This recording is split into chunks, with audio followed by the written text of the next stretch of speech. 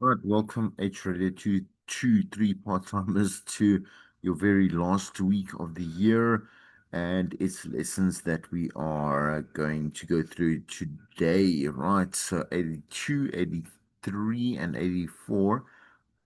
I'm so sorry. Let's take this thing out of my mouth, my denture, so I can speak a little clearly. Okay, right. Anyway, 82, 83, and 84.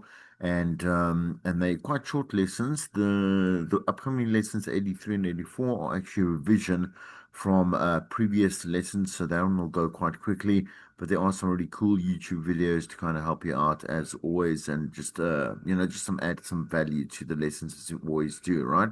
So yes, we are closing off with something that we have been busy with for quite some time, just in general, which is sales, right? But the last six lessons of the year are buying and selling airtime and the entire process behind that. And then we wrap up, man. I mean, I really, really look forward to you, perhaps maybe even majoring in radio next year. And if you do have any questions about that and about what the course is about or what the subject is about, then please do let me know. Right, again, you have my number via the WhatsApp group, but we can always chat. And if there is also like any S1 questions, then please also reach out, and let's round up this year quite strong. All right, let's get into it and start with yeah, just get here. Come on. All right, here we go. All right, so again we're going to speak quite broadly about this in many instances. As again, it's a bit of a roundup here, and let's start off with scripting. So scripting is also known as copy.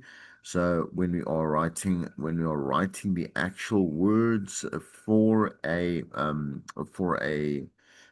excuse me, I'm so sorry, man. All right, so for an advert that we want a voiceover artist to record for us, or have a sound engineer follow, or we might even write for a live promo or a power spot, whatever it may be, right?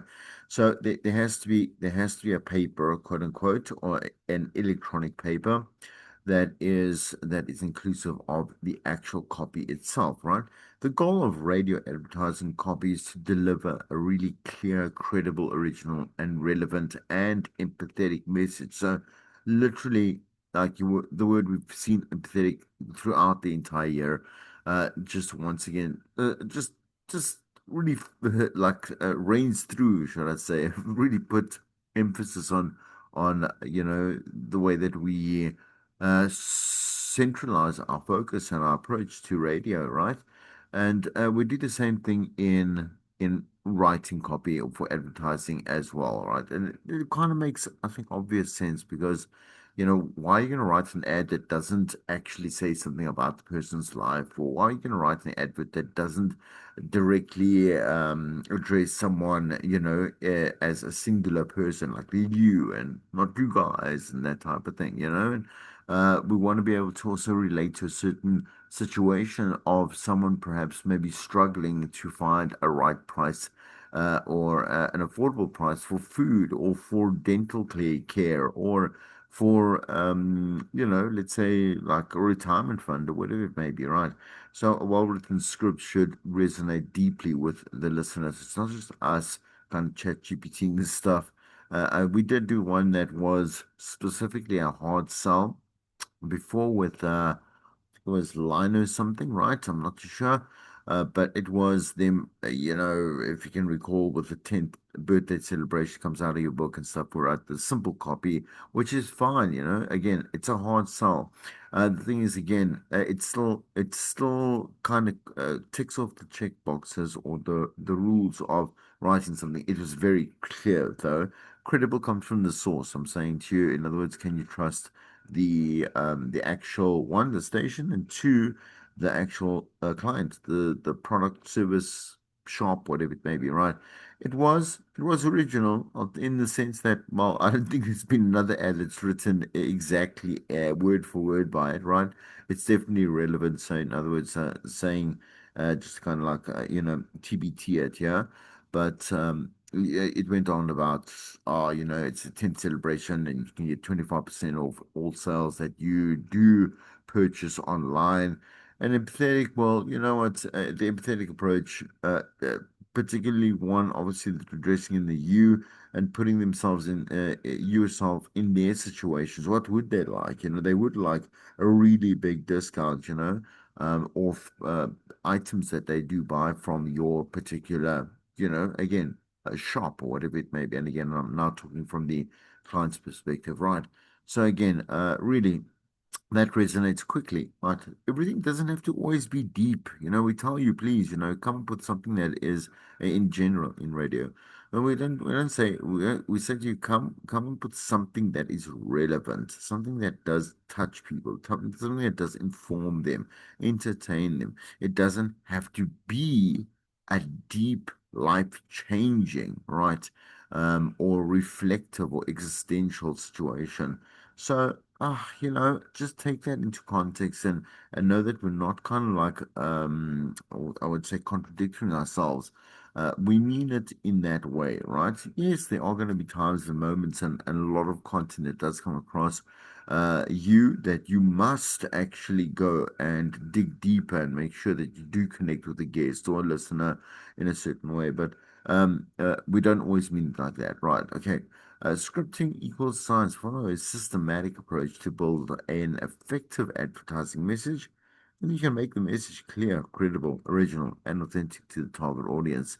And when you do your audience research, was again something that was covered in the previous lessons, and once again, it is a roundup right back to where we started in the beginning of the year with you know, our PLC RAMs and how important that is. It is of critical importance, right? It's an everything concept, right? Know that you're speaking to that particular person, selling them a product that they actually want and conveying the message in a way that they understand. Research their need to create copy, the need, should I say, to create copy that speaks directly to them. So, what is design thinking? So, let's look at the definition. It's a creative problem solving process, which by now you know all these things are again they sound very familiar to you. You kind of are again, you kind of are friends with, I would say, all this type of what's the word I'm looking for? Jargon, you know, and technical terming and whatever it may be, right? But you would understand like a phrase like this, it's a creative solving process. Once again, something that we always use when we are approaching anything that we are creating in media, never mind radio, right? The objective: develop effective, original, relevant, and authentic ads. And the model for this is something called the D4G, the Designing for Growth model. So, what questions do you want to ask? You want to know what is the product, right? What if? You know, for example, like as what is happening, what is needed, what are we selling? I'm gonna first go with the what is, right? What if, you know, like I'm gonna say what uh, so what if the client, or not the client, not the client, the customer more likely, right? So what if the customer were in a situation, right? What would they actually need? What wows, right? So in other words, what are we going to put in there that's going to get their attention, but not also that want to follow through with actual truth, right? You know, so if it is one of the fastest washing machines that you're going to sell them, whatever it is, then that's a wow factor, right? And what works, obviously, just in terms of you know again, the entire process for me is really what this particular point screams to me. You know, so what works to be able to get the message across to them and have it effectively connect with them, right? Okay. Understand the audience, empathizing with your listener. You're going to hear this, well, you've heard now one, two, three, four times, right? Okay. Empathizing, excuse me, with your listener, engage with your users to uncover articulated and unarticulated needs. For example, understanding like someone's buying decisions for washing powder, and let's kind of look at that. You know, one obviously the thing is, one, we want to get, let's say we want to use it to wash our clothes or wash our linen or wash our carpets or whatever it may be. Because you can wash your carpets with by hand. Like, I mean, I do that instead of going to someone that's really super expensive, right? So I would like the most effective, you know, washing powder that it can be used for hand washing, for example, but does actually perhaps maybe include carpet washing and that type of stuff. Now, it's not only the washing powder, I'm guessing, in the situation, because I know that there's a lot of like other related products that do have to do specifically with carpet cleaning, but you can also have a machine. You might have a carpet cleaner, whatever it is, and that might require certain elements of whatever it is, like powder and liquid and who knows what, right? Okay. Anyway, but okay. So the thing is that also you would buy hand, like let's say a hand washing part of a hand wash, right? If you don't have like a washing machine and definitely not a washing dryer, whatever it may be, right? Which is something that's kind of like a bit of a luxury, right? You just normally hang your clothes out to dry or whatever it may be, right? But the thing is, the first main thing is like if you cannot afford one, you can't afford a washing machine, you're going to definitely using like a hand wash a product, right? The other one is so that's going to affect your decision totally, right? The next one is let's say you do have, which is kind of like I'm not saying a norm in South Africa, right? I do believe that like enough of a majority within the country does own a washing machine or does have access to a washing machine. For example, like go to a laundromat or whatever it may be, and that's a good way to kind of like bypass the expenses of a washing machine itself. And you would have to get. I've never been to a laundromat. It's very American for me, but I would love to go to one. But but I haven't gone to one. But I do know that we do have a lot. Yeah. Anyway, sidebar, the Chris Jordan story. So anyway, but you still have to take your own stuff. I'm saying, yes, your own clothes are one thing, but you have to put in or either buy certain, obviously, like again, washing powder, clothing softener, that type of stuff, right? Okay. Anyway, so different situation, right? Different buyers' needs. Then, then let's, and I'm really carrying on about this. I don't know if I don't think that the washing part was so complex anyway. But let's say we go now to the more kind of like higher brand stuff, and washing powder is super expensive, right? For 1 kilo Omo or 1 kilo Stay Soft or whatever. I think Stay Soft does one anyway. It doesn't matter, right? They're quite expensive. I think it's around about $100 right now, which is it's really big on the eye, because you're like, damn, man, like washing powder, where you can also get very high quality with Mac and that type of stuff, right? But maybe perhaps I use Mac, right? But I don't own like fur coats and I don't own this and I don't know like really like silk and that type of stuff. I'm not sure what washing powder you'd have to use or whether you'd have to actually go have that.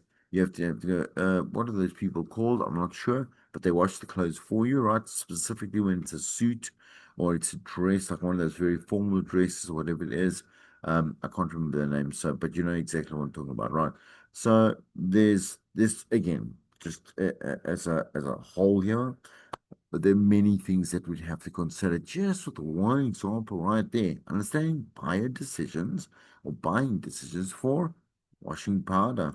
The other one does also, well, I know I said I'd stop, but anyway, but yeah, like the type of washing machine that you do have also sometimes only works with a certain whatever it is, like not type of, but maybe like a yeah, kind of like a chemical consolidation of certain of certain elements, as I say, that make up the washing powder. So you could be damaging your washing machine by using something that isn't a good match, right, or isn't the correct match.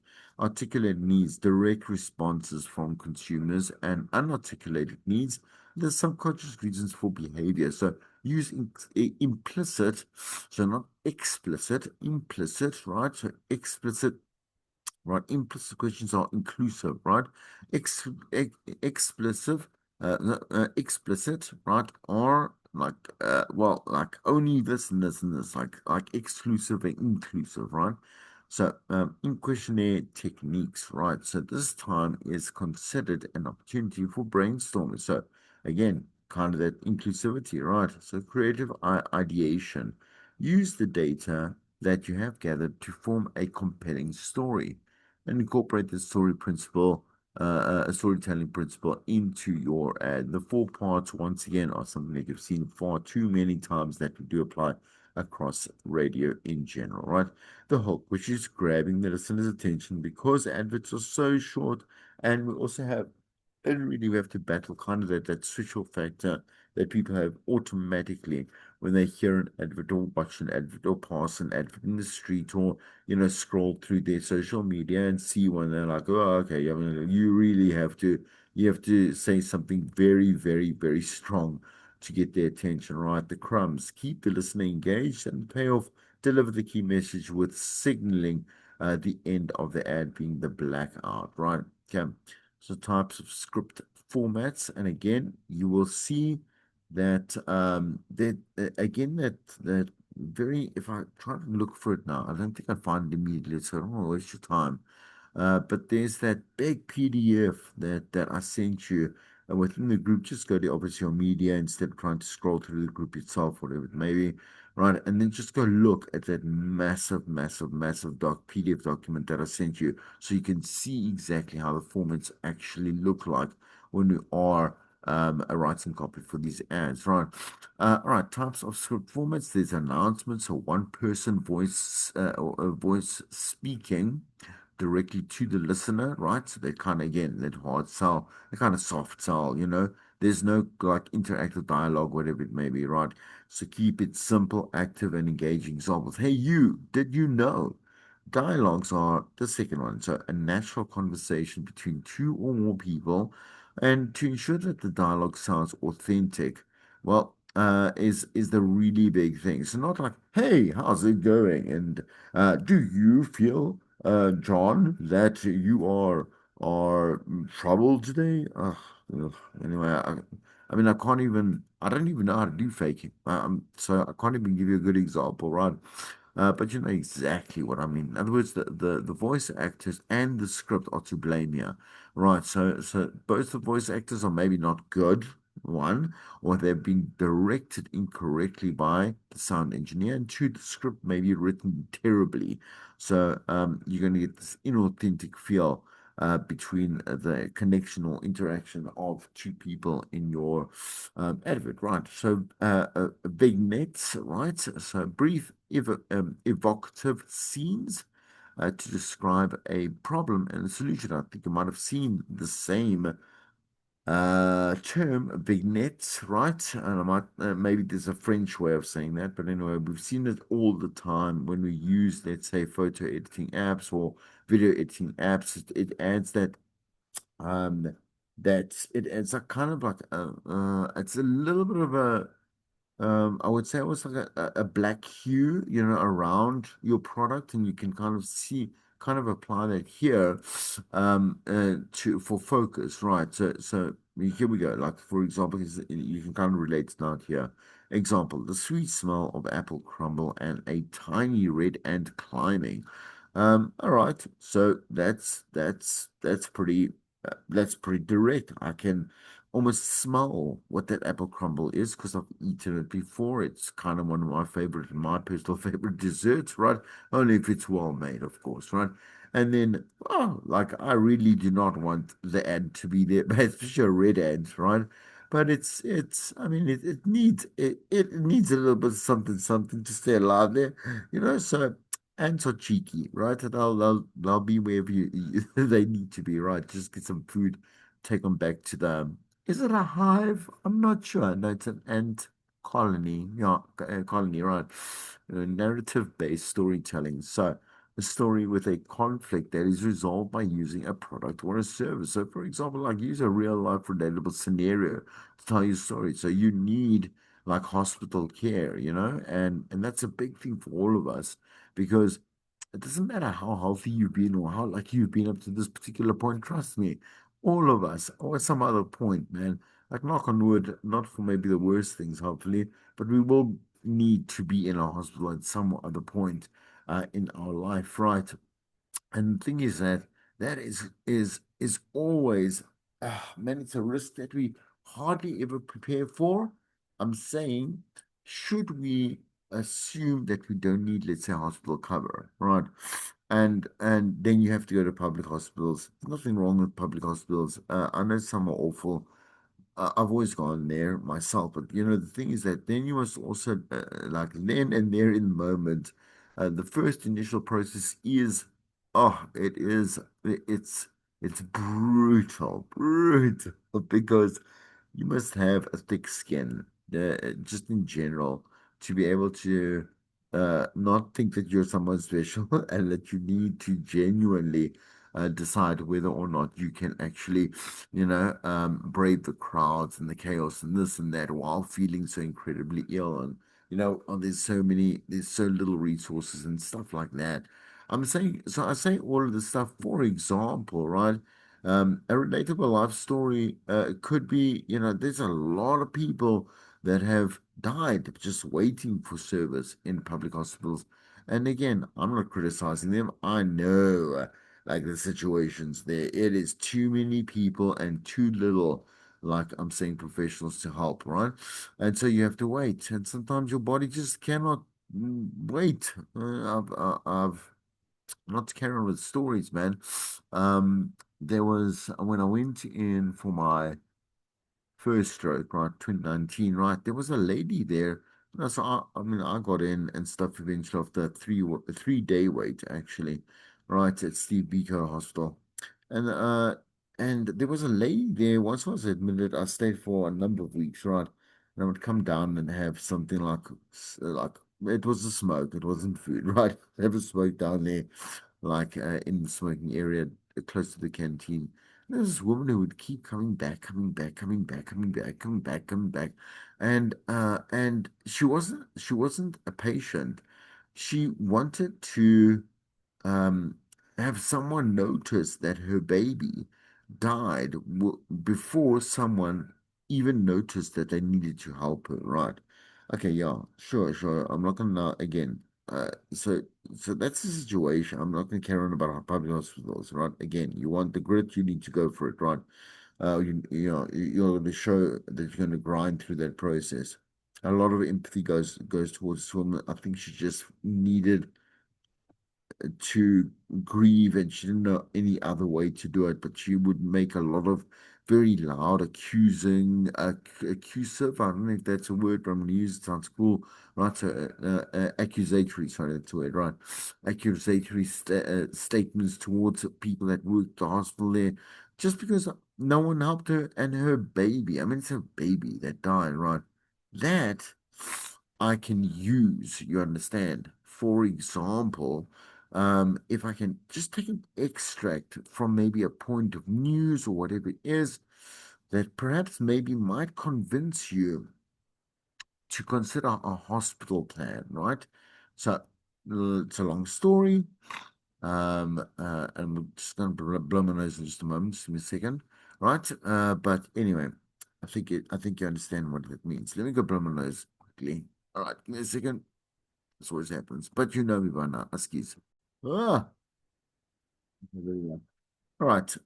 Okay, so let's continue. Be open to different formats. So brainstorm with your target audience and problem in mind, right? So combine the formats if needed.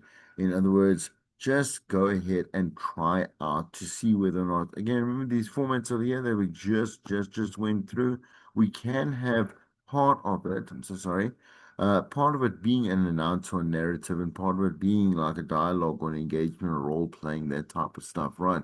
And then see what actually might work. Key considerations that you should think of is definitely using the language. Vivid language is one thing. Vivid language in the correct context is another, right? So use the correct vivid language in the correct context to be able to tell the correct story. So I've gone through this before, but I'm going to go through it again. If we are going to talk about, let's say, a gym, like you're going to focus, let's say, on joining a gym. or let's say advertising for like Virgin Active, Planet Fitness, to RC in South Africa, right? Then you want to, let's say, you want to focus on, maybe I wouldn't say people sweating or grunting or whatever it may be, but perhaps maybe I would like to focus on the feeling that a person gets when they do walk into the gym and they do have these options to not only strengthen or lose weight or whatever it is, get fitter, but maybe also definitely to have a place where they can go and, when you have like an injury or whatever it is, that type of stuff. So what I want to do is I want to kind of show that there is a lot that you can do at this particular gym, right? Including maybe having a coffee with your friends, whatever it may be after a workout, or go to the steam bath. Is that what it's called? Steam room? Steam room, right? So go there, one of your plastic tans, those weird fake tans. There's so much, especially with those really high-end gyms, right? And so I would use vivid language maybe to show an experience from a particular person's point of view, like like a new member or whatever it may be, ideally, because we'd like more memberships, right? To come in and sign up, right? So that's the type of thing, you look at it to the end game, the purpose, the actual reason why why this ad needs to flight, right? And then we'd actually write around that, stimulate emotions and create a clear call to action. So, sign up now, call us here for help. There's someone available waiting just to, what I'm saying, to answer any of your questions, that type of stuff. All right, again, use very active language. Do it now. Now is the time. How are you feeling today? Like, or, whatever it may be. Like, whatever, I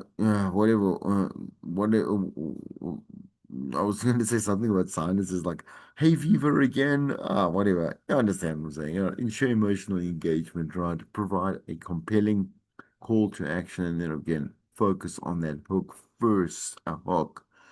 In this example, tired of laundry piling up. What if we told you there's an easier way? The crumbs with Wash Pro Laundry is a breeze. The payoff. Say goodbye to tough stains with one wash, right? And then, of course, you thinking, where the black? What's the blackout? That's normally when you say, like, Wash Pro, washing for a new revolution. I don't know. You understand, right? Whatever the tagline is. Okay, so what's going to happen is we are going to look at these two YouTube videos, right? And then please if you got some time, go have a look at some of these other additional links just over here. So open up there.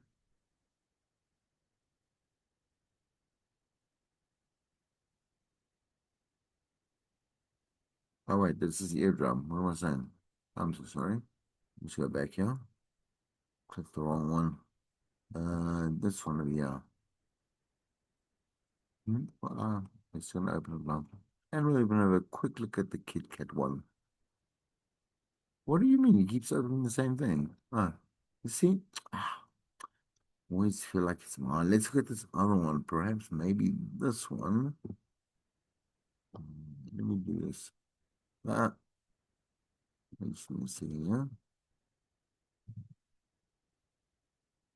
Copy that. See here.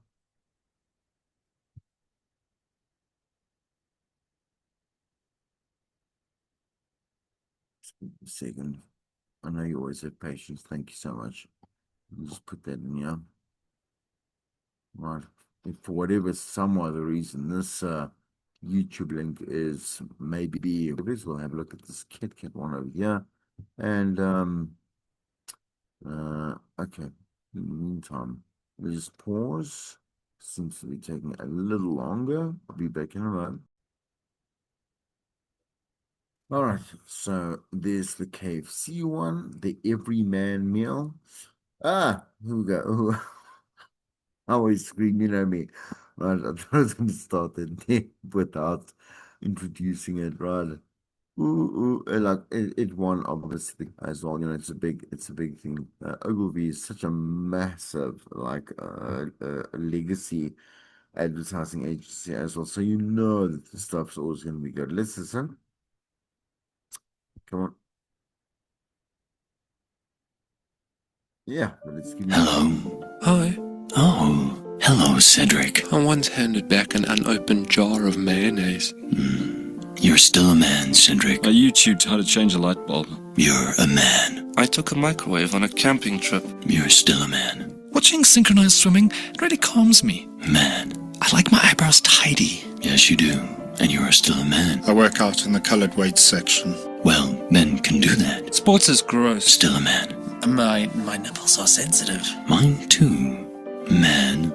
I don't high five. You know, germs. I know. Still a man. I walk. Yeah? Speed walk. Speed walk. Ah, still a man. The fully loaded man meal from KFC for every kind of man. I love you. I love you too, man.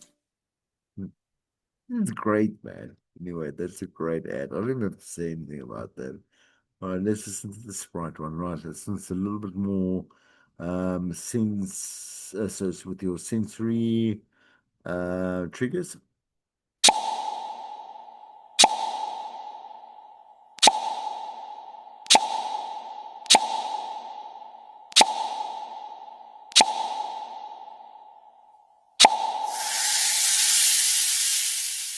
Have a Sprite and cheer for Sonia.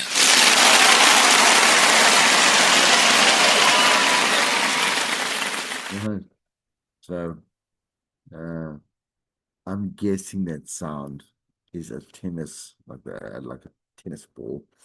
I'm not too sure who Sonia is. I'm not going to be a poser. All right, let's quickly have a look at this Kit Kat. So we all need a break. The client was a Wunderman Thompson, right? We all need a break, all of us, not just me and you, but also everyday archetypes whose actions can be a little overwhelming for the rest of us because when they have a break, we can have a break too. It's a win-win. So in the series, we talk directly to incessant honkers, the early morning marathoners, no experts, and no experts, and speedy disembarkers and vocal weightlifters, and with the help of our sympathetic and supportive up to a point narrator, we gently suggest that perhaps maybe it's time to take a much needed, well deserved break. Right, so we're just going to play one of them. Yep. Dear early morning marathoner, please don't stop. You run marathons, early, all the time. If you're not running them, you're training for them, early, all the time. Good for you. There's nothing more energizing than hearing about you taking 100,000 more steps than everyone else that week. It's inspiring. Makes us wish we hadn't forgotten to go to the gym for 2 weeks. 3 weeks. 3 weeks. Oh yeah, you must be tired though. So have a break. Have a Kit Kat. Another personal best. Good for you. Okay, fine, we'll do more. Dear Speedy Disembarker, we get it. After a 9-hour red-eye, of course you want off. The second the wheels touch down, every fibre in your body's ready. Hands on the buckle, eyes on the fasten seatbelt sign, waiting for that beautiful bing. No one matches your overhead bin technique. Why is this pilot taxiing like a turtle? Yeah, it's exhausting trying to be the first one off. Have a break. Have a Kit Kat. Okay, go. Dear, I'm no expert.